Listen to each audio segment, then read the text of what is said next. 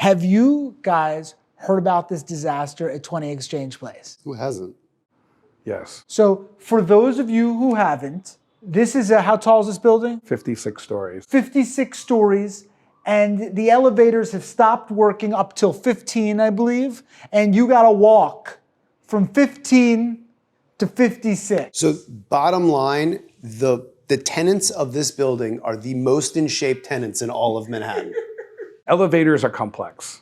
So when we build new buildings, Right. people know we hire architects to design the spaces, and we hire structural engineers to hold the building up, and even maybe that we hire mechanical engineers to do the heating and cooling systems. Most people don't realize we actually hire an engineer to design the elevator. Just the elevator. Just a separate engineering firm just for elevators. But this is a pre-war building that's been here for a very long time. They just replaced the elevators maybe a couple months ago. Correct. Well, do you know what the lesson learned here? Don't hire that engineer to. Well, what was interesting in the story in the New York Times, right? And I wrote to the writer of the story, doesn't mention whose elevators they are, doesn't mention who is the engineer who designed and specified them, and doesn't mention the contractor who built them.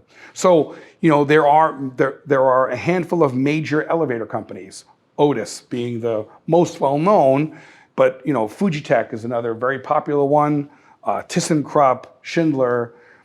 These are the major elevators. They are union firms, and typically they are more expensive to build them. Then there are non-union firms, smaller firms, that have alternative systems, which can still be very good. But to mention that there's this disaster of a building where the elevators aren't working and not mention who built them and who maintains them is like saying, there's been an airline disaster and not mention what airline it was or what kind of plane it was, because it actually makes a difference. I think the owner of the building is blaming Con Ed for having unsteady power. So what they're saying is the reason, in the end of the day, the circuit boards on these elevators keep burning out, and no one knows why. The owner's saying it's Con Ed. And it's the easiest thing to document.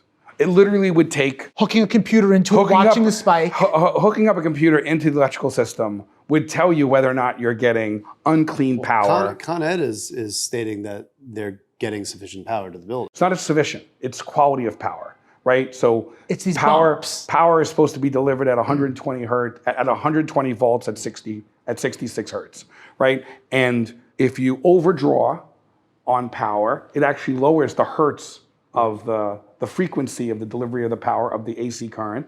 If you underdraw, it could, in theory, compress that, and you'd get a higher frequency of alternating current. An easy thing you could literally take any testing device, plug it into any outlet in the building, and you would see whether the building is getting unclean power. It's a BS, total BS. So the elevator's just busted. Well, I think they're getting either defective circuit boards. Well, they're saying there's defective wiring in the building, which would have been the contractor, or that there's water infiltration into the building, which could cause circuit boards to also burn out. The list is endless. But to not mention who built the elevators, what brand of elevator they are, and who's maintaining them makes the story worthless. Just tells this human interest story that there are people who are exercising a lot. Well, but there's also people. There's also a lot of affordable and older tenants in the building at higher floors that can't get down the building. Can you imagine you go down to work and you left your wallet? Forget it. I don't need money today. What if you live on the 50th floor and you have a dog?